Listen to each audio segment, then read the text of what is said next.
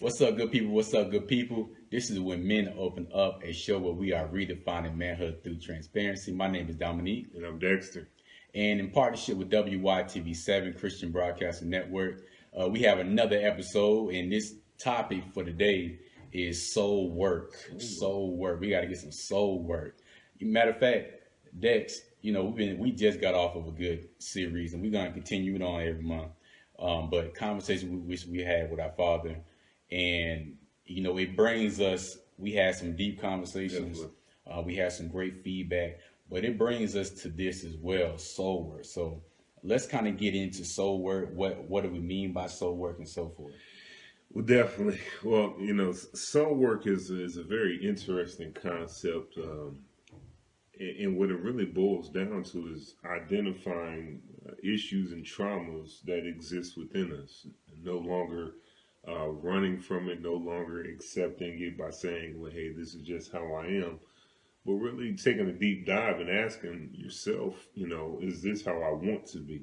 Mhm. And, as we ask ourselves if this is how we want to be, and if the answer is no, then we have to take inventory of the issues that commonly recur in our lives, commonly hinder us from moving Yeah. forward, and really being the type of people that we want to be.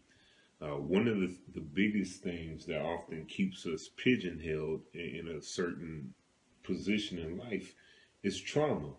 Those traumas spell out in a number of different ways. There are a number of different things, but oftentimes the pain of the offense keeps us in a mindset that it doesn't allow us to move forward in life.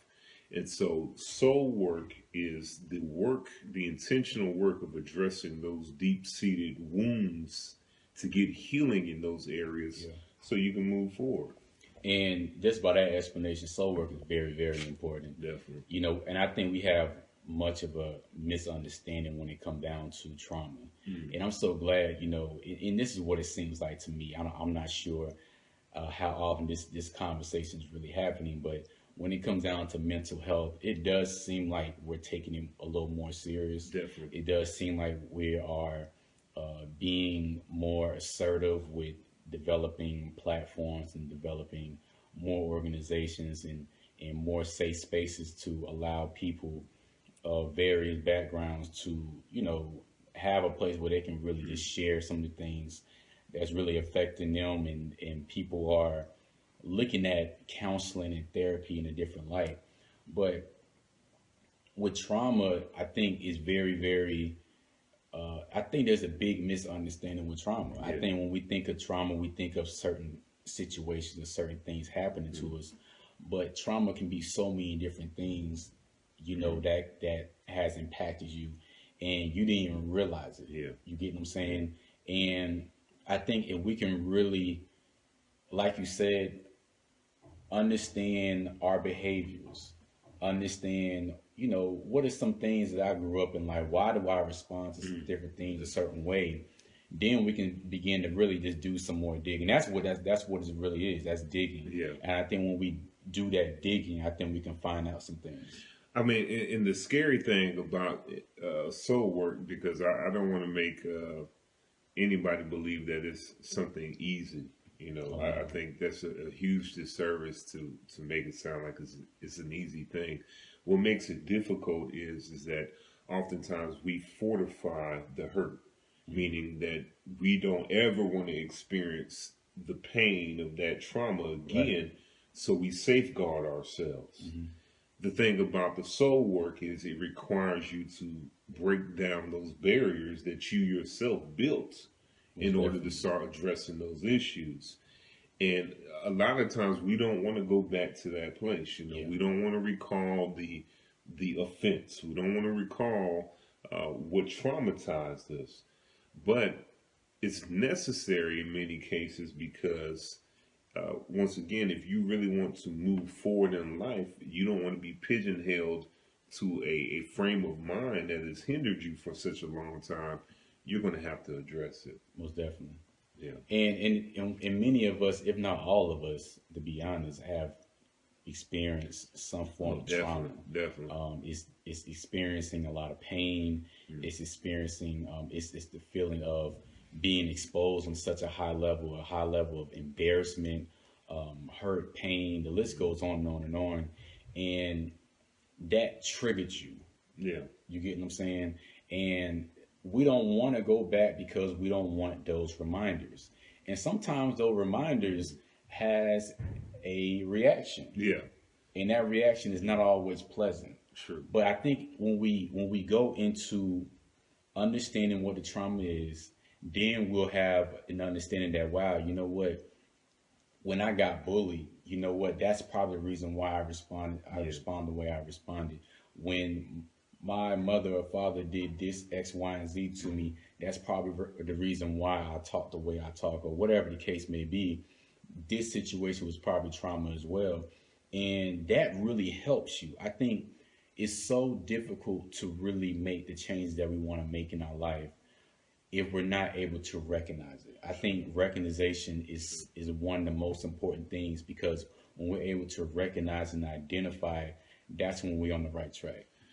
I mean, once again, though, what you're speaking to is, a person who's conscious enough to observe. Hmm.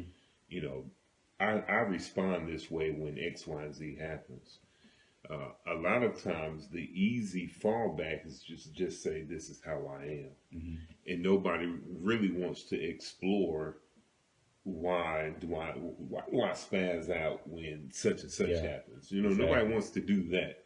Why is it that I have a hard time committing to relationships? Like, I'm just, I like to be by myself, or every 6 months, I Hmm. feel like I gotta leave. Like, nobody really explores why they, act the way they do. Most definitely. And so what we're challenging the listening audience, and in many occasions ourselves, is to say, hey, let's do an inventory of why I do what I do, because this, is not allowing me to really explore myself and probably really become a greater version Hmm.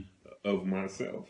And so let's dive in a little deeper, my brother. Most definitely. And you know what? It's the trauma, especially when we were kids. I think Yeah, that's one of the yeah, things that we tend to really downplay the most, and just yeah, say, you know what, that's just how things were back in the day, or that's just how things was in our household. yeah. That's just, that was just Mm, a normal thing.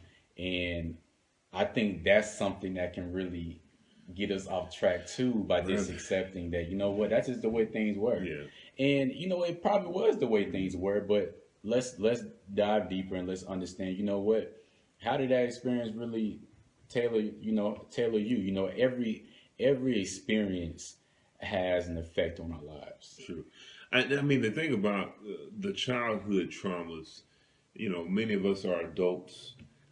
Depending the magnitude of that trauma, a lot of us have forgotten it. Hmm. You've hidden it so deep within the box of your soul that you don't even know how to go back to it. Most definitely. But all you know is that when that certain situation comes up, you feel some kind of way.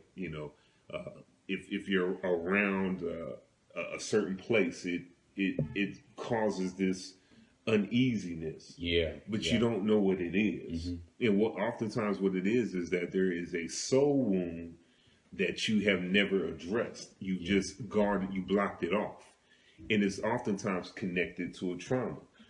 You and I were talking about this, and one of the significances of conversations I wish I had with my dad, in dialoguing with our listening audience.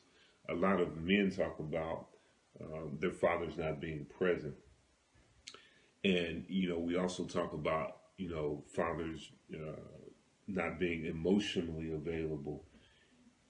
A young man or a young woman who did not have a father who was available Hmm. may suffer with rejection. Right. But as an adult, what it looks like is, well, I can't commit to relationships. I don't do relationships. Right. We're relational people. humanity, we're supposed to be able to relate with one another. And so if you struggle in the area of your relationship, Most we definitely. can't dismiss it and say, well, this is just how I am. Like, no, it might be directly linked to the fact that when you were younger, you were rejected by somebody that you were depending upon. Yeah. And because they weren't there, and because it hurt so much, Hmm. you said, you know what, I would never allow myself to experience this level of hurt again. So what ends up happening is that you absorb it, and it's now in your soul, and your soul is saying that in order to properly defend myself, Yeah. I can't let anybody get close. Most definitely. And that's how this thing looks, you know. And you can, whether it be a sexual trauma or, you know, bullying is another big one. You know, we create these safety mechanisms that will not allow us to get caught back in that same situation again. Right. And once again, a lot of times it happens when we're children and we don't remember the particular offense itself. Hmm. We just know that we feel uneasy when something vaguely reminds us of that moment. Yeah. And those safety mechanisms are just adjustments. We'll, Yeah, as days go on, as years go by, we will make adjustments to our life so we can really just, keep ourselves safe, so we definitely. won't feel vulnerable and so forth. But let's take a step back. How are those adjustments that you have made, affecting your life? Exactly. How is it really affecting the way you respond to these situations or you respond to people? I think it's very good. I think this video is very good because now we'll get to the point where even if you won't look at something as trauma, Mm, let's just question the behavior. exactly. That's Let's good. just let's just question the way I respond to everything. Whether you think it's right or you think it's wrong, you think it's off, or whatever the case may be. Let's just question it because once you question it, that's what's called reflection. You're reflecting. Yeah. You're trying to understand. Okay, where did this come from? Where did this really begin, and so forth. And I really love this topic. But let's go more into how is the trauma introduced, and we kind of already went Mm. into it. But how is the trauma introduced? Well, because you mentioned it earlier about trauma, uh, it's not always a big one event. You Right. know, sometimes it is. Sometimes it is a catastrophic event Hmm. that wipes you off your feet. But it can also be a series of events. You mentioned the bullying. You know, kid is constantly bullied every day, every day, every day, and so now he's fearful of going to the school. He's Right. fearful of being around certain type of people, and he or she grows up. Now they're not being bullied, but they approach life from the vantage point that they're going to be taken advantage of, Hmm. and so they avoid certain situations that remind them of when they were younger. It can be the traumatic event, the one uh, overarching event. Hmm. You know, maybe a rape. You know, um, other sexual abuses. You know, it can be a traumatic event that Right. derails the course of your life. And what ends up happening is that our minds are wired in such a way where we're always trying to make sense of things that happen to us. Right. And that becomes the means in which you start creating safety mechanisms because your mind is trying to work on a way where it can preserve you, the individual. Hmm. You know, we know our bodies are made up in such a way that it preserves itself. I don't know if somebody's in say a car accident. You know, your body knows that I have to preserve the brain, I have to preserve the heart, and then all these other arteries, you know, other appendages, I don't need those as much as I need the heart and the Right. brain to live. So your body knows that it's supposed to preserve itself. The same thing happens emotionally when you're hurt. Your mind is working on something to keep you safe, Hmm. and so that's how the trauma is introduced, Right. and that's how subconsciously you start creating these once again these safety mechanisms to keep you from experiencing that hurt again. And so oftentimes what we see is we see people who, when they're upset, their reaction doesn't necessarily match the level of the current offense. But I want to put it out there that they may be responding from the place that they wish they responded when the trauma happened. I'm going to be overly aggressive now because I wish that I was overly aggressive when that bully messed with me. You're like, man, that what just I just stepped on your shoes, man. That doesn't call on you, raising up on me like that. But what it is that I wish that I responded when I was younger. I wish I defended myself, and so now I'm going to go at all costs to let you know that you will not take advantage of me. To prevent that from happening again. But I've also seen it where the person responds from the chronological age of when the trauma take place, meaning they may be, say, 40 years old, but they respond like a 10-year-old will respond. And what it is that, at the age of 10, the offense, the trauma took place, and they didn't know how to handle it. So while on the outside they matured, emotionally, that trauma kept them in that place of adolescence. Right. And so every time a similar situation comes up, they respond in a juvenile manner. As we mature and as we age, we should be able to handle certain disagreements and misunderstandings as adults. But some people, they go on 10 real quick. Right. And it's because emotionally they haven't developed in those areas that they've been traumatized in. Most definitely. I think another area that with a bunch of guys that I talk to when it comes down to, being there for the kids or even with mentoring, some of the guys, they'll let me know that, I hesitate with mentoring. And they hesitate with mentoring because they don't believe that they're going to be consistent. So it's that fear because of someone or their father not being present, someone that really meant to them, that was there one moment and then gone the next. They know exactly how that feel. And with them, they're saying, you know what, I know how that feel. I was looking forward to that person every day coming to see me or spend time with me. And I just can't bear just being that person. It's so many guys, and we didn't heard, it's a lot of guys that say, you know what, I don't want to be like him. Yeah. I despise being like him. I don't want to have any traits like him. And that mindset reflects everything about their behavior. Yeah. And it makes them hesitate with doing certain things. It makes them more motivated to do certain things. But when it come down to mentoring, some of the guys, they will let me know that, you know what, I'm just not gonna do that because I just can't be like my father. And I don't know if I'm going to be consistent. So if I'm not sure I'm going to be consistent, I'm not going to have anything to do with that. I think on another side with, we question a lot, why are certain men not being present for the kids? And, some of them really just don't know how to. Yeah. And they just don't understand the importance of being present because that person wasn't present for them.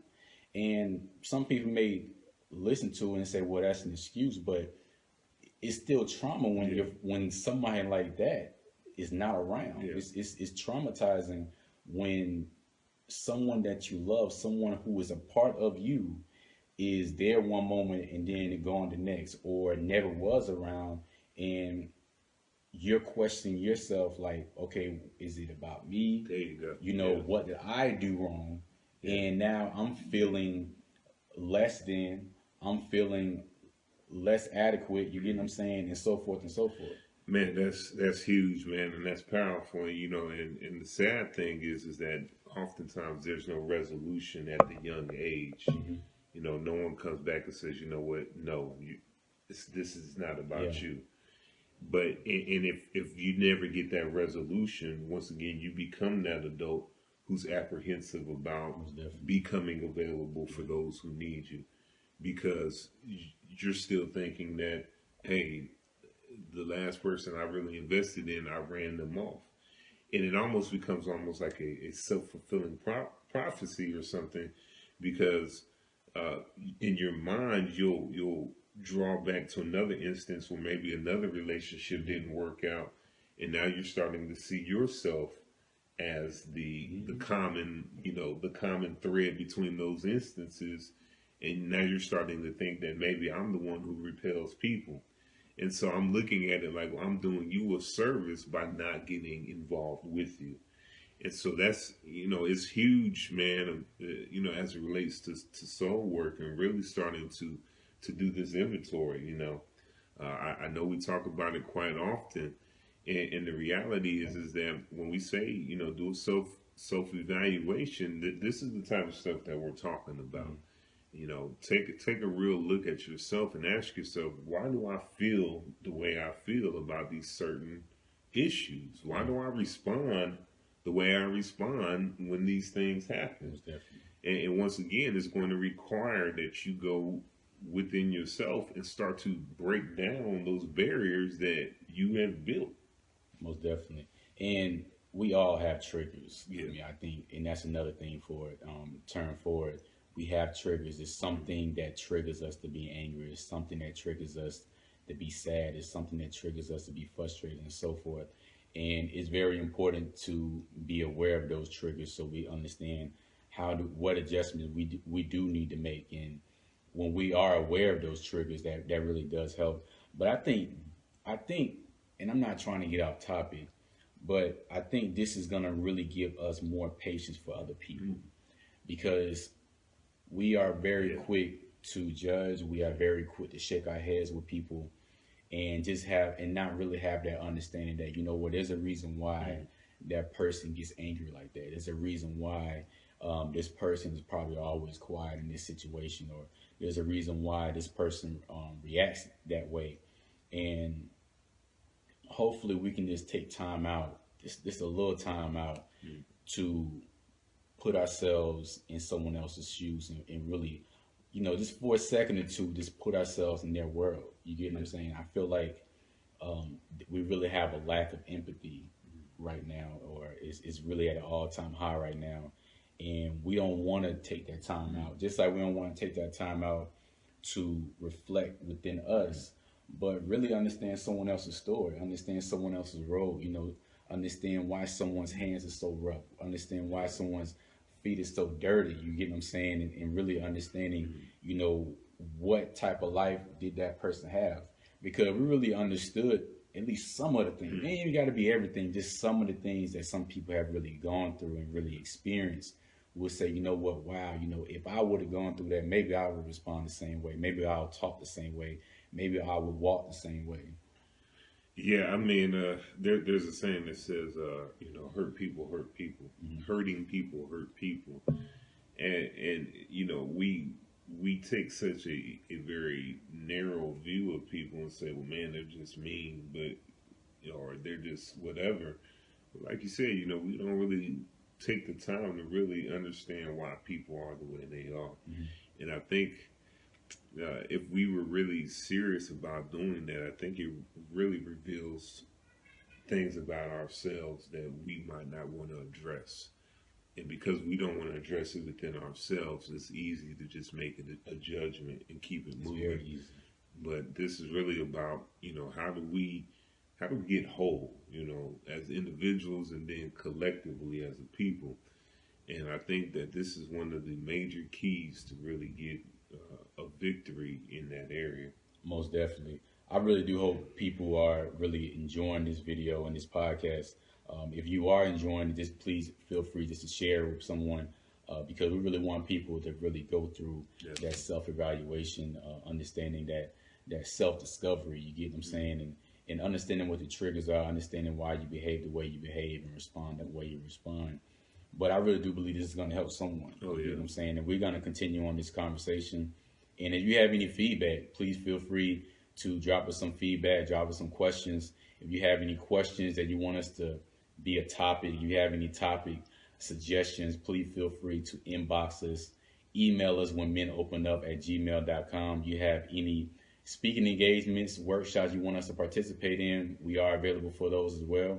Inbox us information about that, or email us information about that as well. But is there anything else you want to share with the people?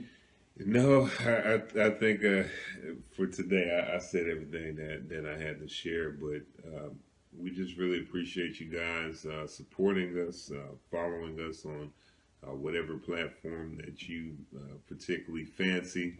Keep following us there. But once again, we do this because we know that when men get in right position, the world changes, you Yeah, know. And so we just thank you for the support, and we know that it's long overdue for men to really get whole in these areas. most definitely. And so, thank you. Thank you so much. But this is When Men Open Up, a show where we are redefining manhood through transparency. My name is Dominique, And I'm Dexter. and we are out. Thank you, and join us next time. Thank you for listening to wytv7. Can you make us your #1 listen to network? Visit us on the web at wytv7.org. Contact us. We are currently accepting guests to share their story of hope with our audience around the world.